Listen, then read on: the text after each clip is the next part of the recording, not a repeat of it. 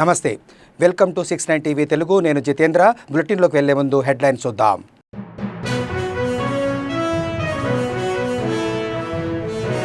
బీఆర్ఎస్ను పెంచి బీజేపీని దెబ్బతీసేందుకు కాంగ్రెస్ కుట్ర చేస్తుంది. జగదీష్ రెడ్డి సస్పెన్షన్ హస్తం గులాబీ పార్టీల డ్రామాలో భాగమన్న బండి సంజయ్.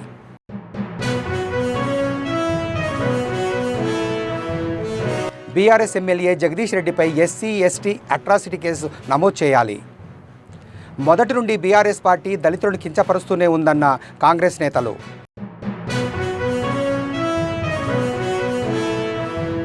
విద్యార్థులకు జ్ఞాపకశక్తి పెరిగేందుకు మంచి విద్యను సలహాలు అందించాలి. జమీల్పేట ప్రభుత్వ పాఠశాలను సందర్శించిన యాదాద్రి కలెక్టర్ హనుమంతరావు.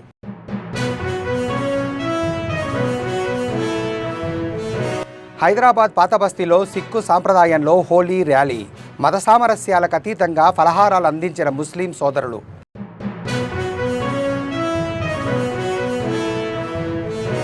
ఇక డీటెయిల్స్లోకి వెళ్తే, తెలంగాణకు నిధులు ఇవ్వడం లేదని, కేంద్రాన్ని బదనాం చేయడం అంటే సూర్యుడిపై ఉమ్మేసినట్లేనని కేంద్ర హోంశాఖ సహాయ మంత్రి బండి సంజయ్ కుమార్ ఆరోపించారు. డీలిమిటేషన్పై కేంద్రం గైడ్లైన్స్ రూపొందించలేదని, ఎలాంటి నిర్ణయమూ తీసుకోలేదని చెప్పారు. నిర్ణయమే తీసుకోనప్పుడు దక్షిణాదికి అన్యాయం చేస్తున్నారని ఆరోపించడం హాస్యాస్పదమన్నారు. తమిళనాడులో డీఎంకే, కర్ణాటక, తెలంగాణలో కాంగ్రెస్ ప్రభుత్వాల పరిస్థితి దారుణంగా ఉందని, ప్రజలు అసహించుకుంటున్నారని చెప్పారు. అందుకే లేని సమస్యలు సృష్టించి కేంద్రాన్ని బదనాం చేయాలని చూస్తున్నాయని మండిపడ్డారు. అసెంబ్లీలో మాజీ మంత్రి జగదీష్ రెడ్డి సస్పెన్షన్ నిర్ణయం కాంగ్రెస్ బీఆర్ఎస్ డ్రామాలో భాగమేనన్నారు. ఎమ్మెల్సీ ఎన్నికల్లో బీజేపీ విజయం సాధించడంతో ఆ రెండు పార్టీలకు దిక్కు తోచడం లేదన్నారు. అందుకే అసెంబ్లీలో సస్పెన్షన్ పేరుతో బీఆర్ఎస్కు మరో ఆయుధాన్ని కాంగ్రెస్ అందించిందన్నారు. బీఆర్ఎస్ పార్టీని జాకీ పెట్టి లేపిన ప్రజలు నమ్మడం లేదనే విషయాన్ని కాంగ్రెస్ గుర్తుంచుకోవాలన్నారు. దాంతోపాటు రిటైర్ అయినటువంటి ఉద్యోగస్తులకు కనీసం బెనిఫిట్స్ ఇప్పటివరకు ఇస్తలేరు అవుతుంది. ఆరోగ్యశ్రీ పైసలు ఇస్తలేరు అవుతుంది. ఫీజు రియంబర్స్మెంట్ ఇస్తలేరు అవుతుంది. ఇవాళ కొత్త ఉద్యోగాలు ఇవ్వమంటే ఉద్యోగాల నోటిఫికేషన్ అవి ఇస్తలేరు అవుతుంది. మీరు ఏమి ఇస్తున్నారు? గ్రామ పంచాయతీలకు నిధులు ఇస్తలేరా? కార్పొరేషన్ నిధులు ఇస్తలేరు. ఇప్పుడు ఇక్కడ స్మార్ట్ సిటీ మేయర్ గారు చెప్పారు. స్మార్ట్ సిటీకి ఇలా రాష్ట్ర ప్రభుత్వం స్మార్ట్ సిటీ మాస్టర్ అయిపోతుంది. 30 కోట్లు రావాలి రాష్ట్ర ప్రభుత్వం. 30 కోట్లు ఇస్తే మన కేంద్రం 30 కోట్లు ఇస్తుంది. ఇప్పటికి అతిగతి లేవు. అవి మ్యాచింగ్ గ్రాంట్ ఇస్తలేరు. పోనీ ఏమైనా అభివృద్ధి చేద్దామంటే భూసేకరణకు సహకరిస్తలేరు. భూసేకరణ వాళ్ళకు డబ్బులు ఇస్తలేరు. వాళ్ళు కోటి పోతున్న ఆపుతున్నారు. ఇప్పుడు గింత అభివృద్ధికి సహకరించడానికి కేంద్ర ప్రభుత్వం సిద్ధంగా ఉన్నప్పటికీ ఇది కేసీఆర్ గారు గిట్నే 10 సంవత్సరాలు గిదే వాగుడు వాగిండు. కేంద్రం సహకరిస్తలేదు అంత పీకేడు. ఈ కాంగ్రెస్ పార్టీ పరిస్థితి గదే అవుతుంది. మీరు కేంద్రాన్ని బదనాం చేయాలనుకుంటే సూర్యుడి మీద ఉమ్మేసినట్టు అవుతుంది పరిస్థితి. రాసి పెట్టుకోండి. మీరు ఒక్కసారి వింటారు, 2 సార్లు వింటారు. పారిందే పాట అన్నట్టు మీరు అదే వాడుకుంటూ పోతే ప్రజలు అదే ప్రశ్నిస్తున్నారు. సరే, కేంద్రం ఇచ్చేది ఇస్తున్నది, మీరేమి ఇస్తున్నారు చెప్పని ప్రజలు అడుగుతున్నారు. ఇవాళ ఎమ్మెల్సీ ఎన్నికల్లో గదే అడిగిన ప్రజలు. ఎమ్మెల్సీ ఎన్నికల్లో కాంగ్రెస్ పార్టీ గిదే బదనాం చేసింది కదా, గిట్లనే బదనాం చేసింది. కేంద్రం ఏమిస్తలేదు, మీరేమిస్తున్నారో చెప్పంటున్నాం. మేము ప్రజలు అడుగుతున్నాం. మేము కాదు, ప్రజలు అడుగుతున్నారు. మీరేమిస్తున్నారు? ఇవాళ 6 గ్యారెంటీలు 2,500 రూపాయలు మహిళలకు ఇచ్చిండ్రా? చెప్పుడు దాని మీద. ఇది కేంద్రానికి ఇచ్చిరా మీరేమన్నా హామీ? మేనిఫెస్టో వచ్చేటప్పుడు కేంద్రం ఇస్తామని చెప్పారా మీరేమన్నా? 4,000 రూపాయలు ఆసరా పెన్షన్ ఇస్తున్నారు. కేంద్రం అడిగి ఇచ్చిరా? ఎందుకు ఇస్తారు? మరి మీకు ఇబ్బంది అయింది. 4,000 రూపాయలు నిరుద్యోగులు ఇస్తున్నారు. 15,000 ఇప్పుడు 60,000 ఇవ్వాలి. ఇది కేంద్రం ఇస్తారా మీరు? 12,000 రూపాయలు రైతు కూలీలకు ఇస్తున్నారు. కేంద్రం అడిగే ఇస్తున్నారా?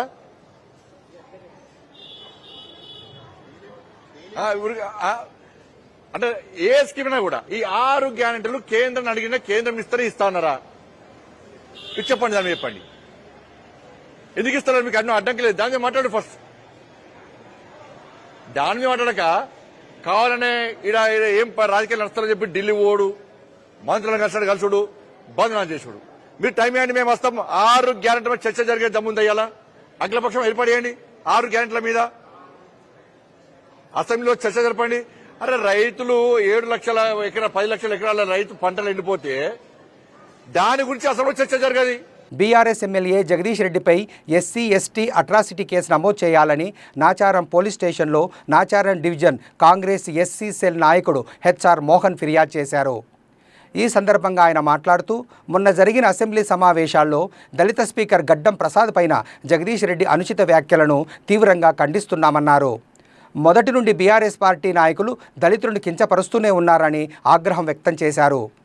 జగదీష్ రెడ్డిపై ఎస్సీ ఎస్టీ అట్రాసిటీ కేసు నమోదు చేసి వెంటనే అరెస్టు చేయాలని పోలీస్ శాఖను కోరారు. నాచారం డివిజన్ పరిధిలోని నాచారం పోలీస్ స్టేషన్లో నిన్న 13 తారీఖున జరిగినటువంటి అసెంబ్లీలో జరిగినటువంటి ఏదైతే జగదీశ్వర్ రెడ్డి గారు ఎమ్మెల్యే గారు స్పీకర్ గారిపై గడ్డం ప్రసాద్ గారిపై చేసినటువంటి అవమానమైన వ్యాఖ్యలు, వాటిపైన ఒక దళితుడిని ఒక స్పీకర్ స్థాయిలో ఉన్నటువంటి గడ్డం ప్రసాద్ గారిని అవమానించినట్టుగా మేము భావిస్తూ వారిపై నాచారం పోలీస్ స్టేషన్లో అట్రాసిటీ కేసు కంప్లైంట్ ఇవ్వడం జరిగింది. అయితే ఈ సందర్భంలో నేనేం చెప్తున్నానంటే మిత్రమా, ప్రతిసారి కూడా BRS party KCR cone company దళితుల్ని అవమానపరుస్తూనే ఉంది.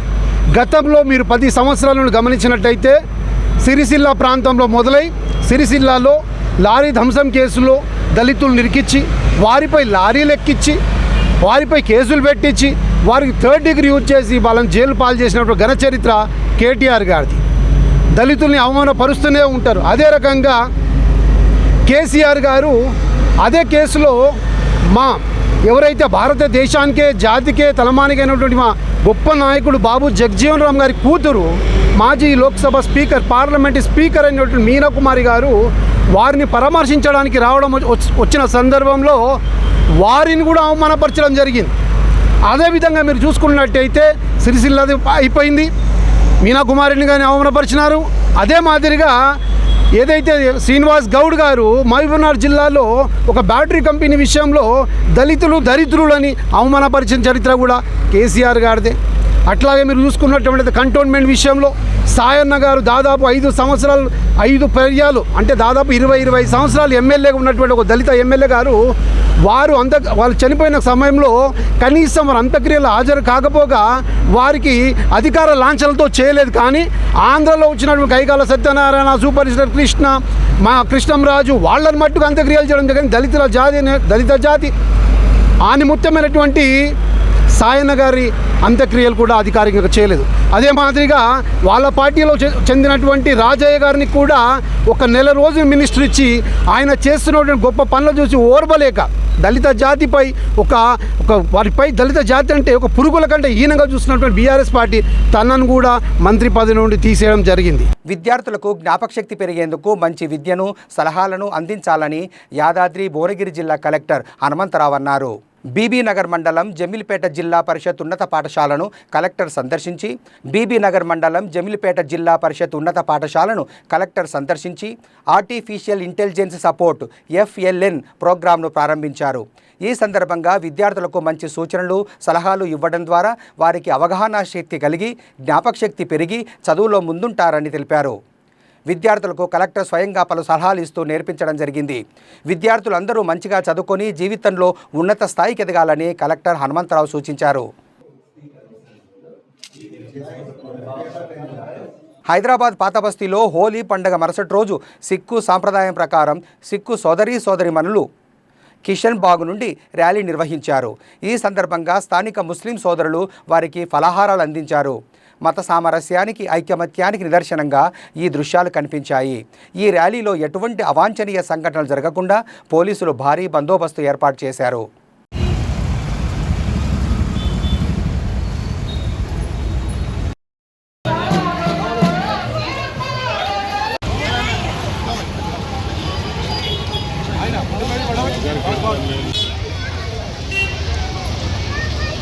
విజయనగరం జిల్లా గణపతి నగరం తెలుగుదేశం పార్టీ కార్యాలయంలో మంత్రి కొండపల్లి శ్రీనివాస్ ప్రజా దర్బార్ నిర్వహించారు.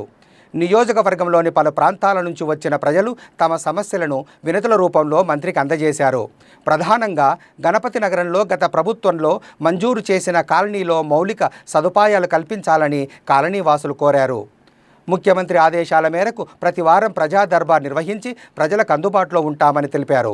రాష్ట్రంలో ఉన్నటువంటి శాసనసభ్యులకి మినిస్టర్స్కి ఆదేశాలు ఇవ్వడం జరిగింది. ప్రతి ఒక్కరూ కూడా వారానికి 1 రోజు ఖచ్చితంగా ప్రజా దర్బార్ ఏర్పాటు చేసి వినతులు తీసుకోమని చెప్పడం జరిగింది. ఆ నిమిత్తం ఈరోజు గజపతినగరం నియోజకవర్గంలో గజపతినగరంలో ఈరోజు ప్రజా దర్బారు ఏర్పాటు చేసి గ్రామస్తుల తాలూకా అలాగే మండలం నుంచి కాన్స్టిట్యున్సీ నుంచి వివిధ ప్రాంతాల నుంచి వచ్చారు. ముఖ్యంగా డెవలప్మెంట్ యాక్టివిటీస్ మీద ఇష్యూస్ చెప్పడం జరిగింది. అలాగే రెవెన్యూ పరమైన ఇష్యూస్ కొన్ని ఉంటే ఎక్కువగా డెవలప్మెంట్లో మా ఊర్లో ఇటువంటి డెవలప్మెంట్ యాక్టివిటీస్ చేద్దాం, మాకు కొంచెం సహకరించండి అని చెప్పి రిక్వెస్ట్ చేయడం జరిగింది.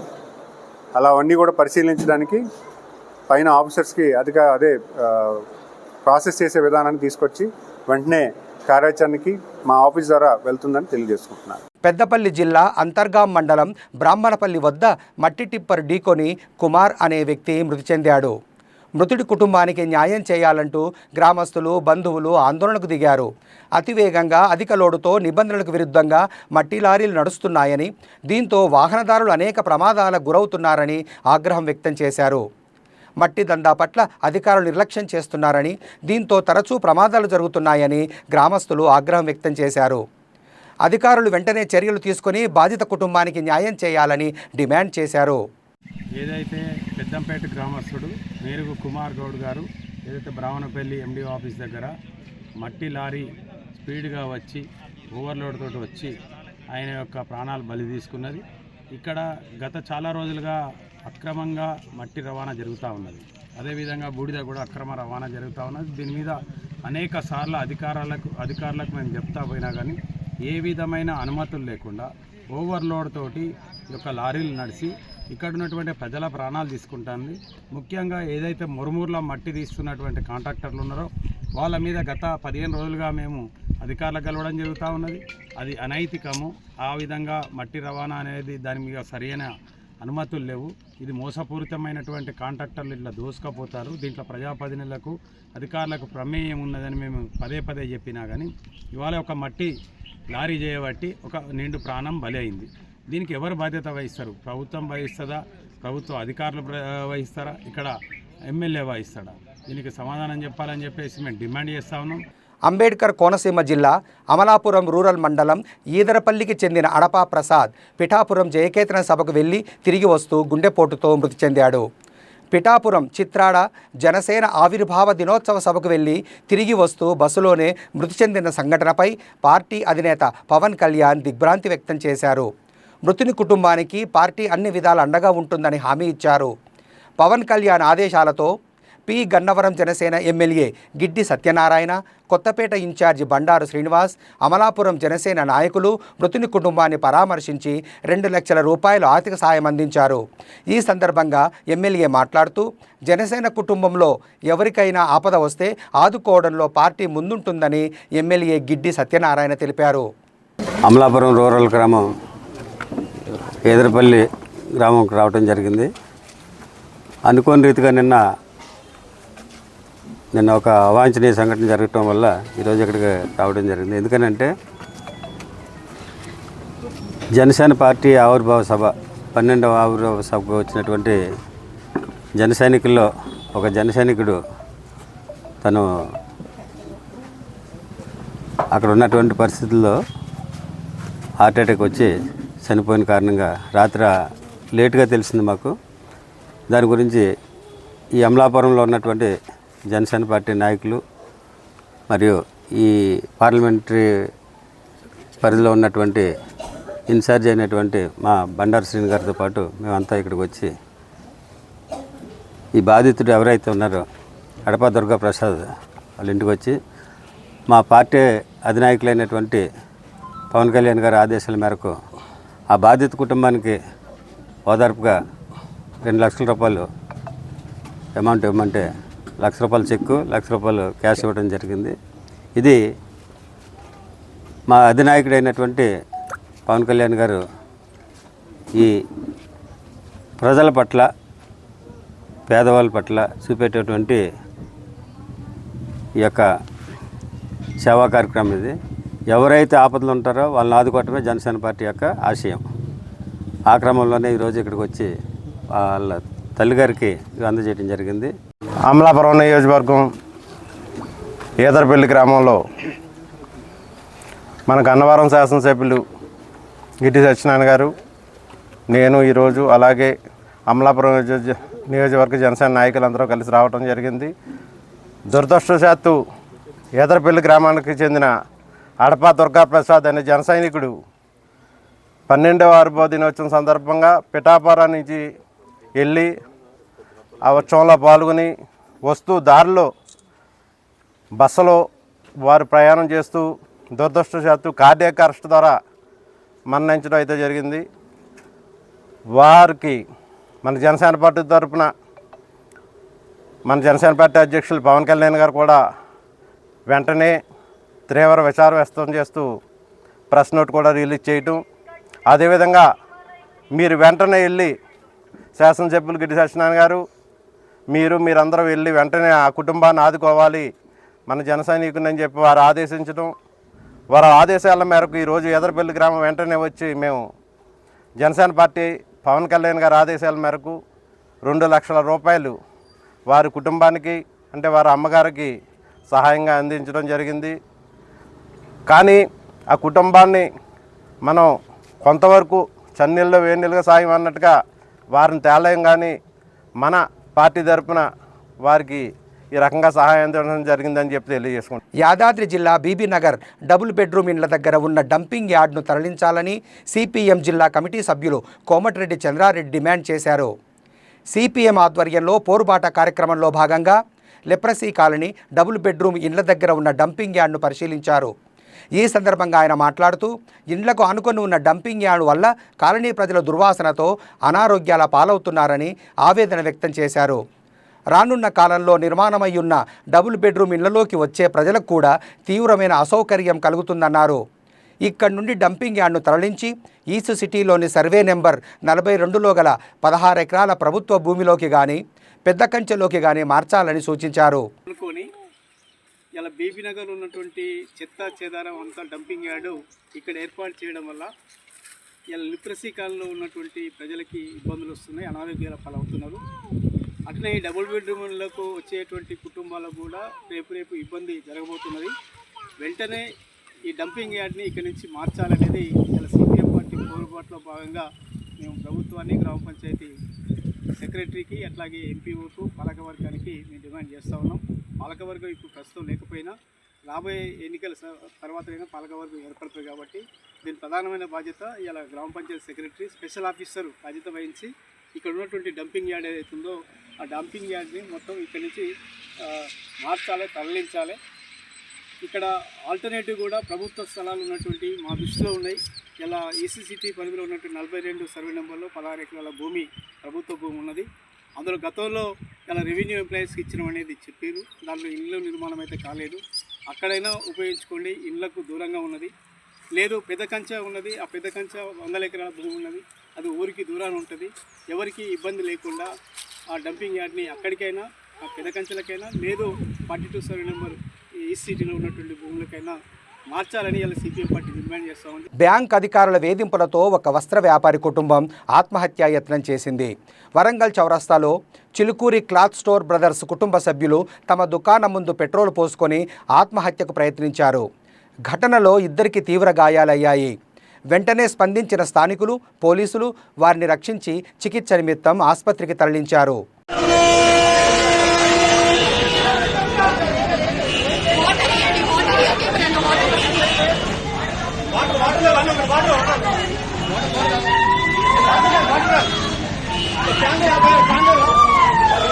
హైదరాబాద్ బాచుపల్లి పరిసర ప్రాంత వెల్ఫేర్ అసోసియేషన్ నాయకులు, మాజీ కార్పొరేటర్ విజయలక్ష్మి ఆధ్వర్యంలో సనత్ నగర్లోని పొల్యూషన్ కంట్రోల్ బోర్డు అధికారులకు ఫిర్యాదు చేశారు. ఈ సందర్భంగా వారు మాట్లాడుతూ ఈ మధ్యకాలంలో విచ్చలవిడిగా విడుదల చేస్తున్న రసాయనిక వ్యర్థాల విషయంలో ఫ్యాక్టరీలపై ఫిర్యాదు చేశామని తెలిపారు. సిఈఈ రఘు సానుకూలంగా స్పందిస్తూ బాచుపల్లిలో ప్రతిరోజు వివిధ ఫ్యాక్టరీలు తనిఖీలు చేస్తున్నామని, ట్రీట్మెంట్ ఎక్విప్మెంట్లో కొన్ని మెయింటెనెన్స్ లోపాలు గుర్తించామని, వాటిని ఆధునీకరణ చేయడానికి నోటీసులు అందజేయడం జరిగిందని తెలిపారు. ఈరోజు బాచుపల్లి పరిసర ప్రాంతాల్లో ఉన్న రెసిడెంట్స్ అందరం డిఫరెంట్ అసోసియేషన్స్ నుంచి పొల్యూషన్ కారకంగా తీవ్రమైన ఆరోగ్య ఇబ్బందులు పాలవుతూ దాన్ని నిరసన తెలియజేయడానికి ఈరోజు పీసీబీ ఆఫీస్ ముందు చిన్న ధర్నా చేయడం జరుగుతుంది. మెయిన్ ఏంటంటే అండి, బాచుపల్లి ఈ ఏరియా ప్లేసెస్ అంతా ఎక్కువ ఎడ్యుకేషనల్ హబ్ అవడంతో చాలా ఏళ్ల క్రితం మనం కేవలం చదువుల కోసం పిల్లల యొక్క చదువులకు దగ్గరలో ఉండాలి అనుకుంటూ ఇంత దూరం రావడం జరిగిందండి. హైదరాబాద్ ఇది the most liveable and lovable city అని పేరు ఉండటం వల్ల వివిధ ప్రాంతాల నుంచి వచ్చి ఈరోజు హైదరాబాద్లో విద్య పరంగా కానీ ఉద్యోగాల పరంగా కానీ వచ్చి ఉన్నాము. కానీ ఎప్పుడైతే ఇక్కడికి వచ్చిన తర్వాత తెలిసిందండి ఇదంతా కాలుష్యభరితమైన ప్రదేశం అని. 2016 నుంచి దీని మీద మేము వివిధ మాధ్యమాల ద్వారాగా ప్రొటెస్టులు చేస్తూనే ఉన్నాము. మధ్యలో కొంచెం కంట్రోల్ అయిన తర్వాత కూడా మళ్ళీ గత 2 నెలల నుంచి తీవ్రంగా ఇబ్బంది పడుతున్నామండి. ఉదయం నుంచి సాయంత్రం వరకు విపరీతమైన కలుషితమైన గాలితో సతమతం అవుతున్నాము. పిల్లలకైతే శ్వాసకోశ సంబంధమైన రోగాలు ఎక్కువైపోయాయండి. అవి కూడా ఎన్ని మెడిసిన్స్ వాడినా కూడా క్యూర్ చేయలేని పరిస్థితిలో ఉన్నామండి. ఇంకా వృద్ధుల సంగతి చెప్పక్కనే లేదండి. వచ్చి మీ దగ్గర మేము ఉండలేకపోతున్నామని ఇన్లాస్ ఎవరైతే మాకు సపోర్ట్గా వస్తున్నారో పిల్లల కోసం చదువుల కోసం వచ్చిన మా కోసం వాళ్ళు మేము మా ఊర్లో వెళ్ళిపోతాం, మీ ఊర్లో ఉండలేకపోతున్నాం అని వాళ్ళు వెళ్ళిపోతున్నారండి. పరిస్థితి చాలా తీవ్రంగా ఉందండి. ఇలాగ ఉంటే మాత్రం హైదరాబాద్ బ్రాండ్ అనేది పోతుంది. మోస్ట్ లివబుల్ ప్లేస్ కాదు, హారిబుల్ ప్లేస్ అనే పేరు అయితే తెచ్చుకుంటుందండి హైదరాబాద్. ఇలా అయితే పీసీబీ వాళ్ళ యొక్క బాధ్యతను తెలుసుకొని ఈ పొల్యూషన్కి కారకమైన సంబంధించిన ఫ్యాక్టరీలని కంట్రోల్ చేయవలసిందిగా కోరుతున్నాము. ఏదైతే ఇండస్ట్రీస్ బొల్లారము, కాజీపల్లి, బొంతపల్లి, పాసిమైలారం ఇండస్ట్రీస్ నుంచి ఏదైతే పొల్యూషన్ కారక ఇండస్ట్రీస్ ఉన్నాయో వాటి వల్ల వచ్చేటువంటి వ్యర్థాల వల్ల ప్రజలు సతమతం అవుతున్నారు. 2016లో పెద్ద ఎత్తున దీని మీద ఉద్యమం చేశాం. అప్పుడు చాలా వరకు కొన్ని ఇండస్ట్రీస్ వేరే చోటకి తరలించారు. కొన్ని ఇండస్ట్రీస్ నామ్స్ ప్రకారం ట్రీట్ చేస్తూ వచ్చారు. దానివల్ల మేము మధ్యలో గ్యాప్ వచ్చింది. 2020లో మరలా ఒకసారి విజృంభించారు. అప్పుడు 5,000 మందితో మేము సంతకాల సేకరణతో హ్యూమన్ రైట్స్ కమిషన్కి లెటర్ పెట్టాము. ఆ తర్వాత మళ్ళా కంట్రోల్ అయింది. మళ్ళా 2 నెలల నుంచి ఇదే విధంగా మళ్ళా విపరీతమైన స్మెల్ వస్తుందండి. దీనికి కారణం ఏమీ లేదు. గతంలో ఎవరైతే నామ్స్ ప్రకారం పాటించి ప్రాసెస్ చేశారో వాళ్ళు ఈ రోజున మరి వాళ్ళకి ఎటువంటి అభయం వచ్చిందో లేదా ఏ ధైర్యం వచ్చిందో తెలియదు. విపరీతమైనటువంటి పొల్యూషన్ వెదజల్లుతున్నారు.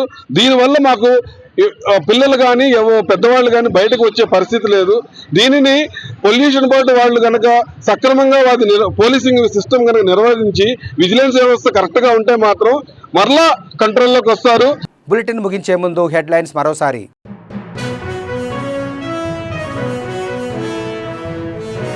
బీఆర్ఎస్ను పెంచి బీజేపీని దెబ్బతీసేందుకు కాంగ్రెస్ కుట్ర చేస్తుంది.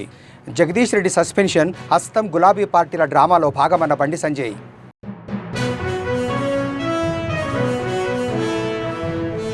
బీఆర్ఎస్ ఎమ్మెల్యే జగదీష్ రెడ్డిపై ఎస్సీ ఎస్టీ అట్రాసిటీ కేసు నమోదు చేయాలి. మొదటి నుండి బీఆర్ఎస్ పార్టీ దళితులను కించపరుస్తూనే ఉందన్న కాంగ్రెస్ నేతలు.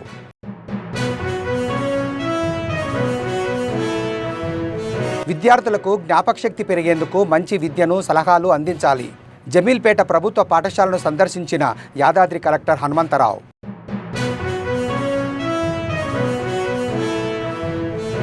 హైదరాబాద్ పాతబస్తీలో సిక్కు సాంప్రదాయంలో హోలీ ర్యాలీ. మత సామరస్యాలకు అతీతంగా ఫలహారాలు అందించిన ముస్లిం సోదరులు.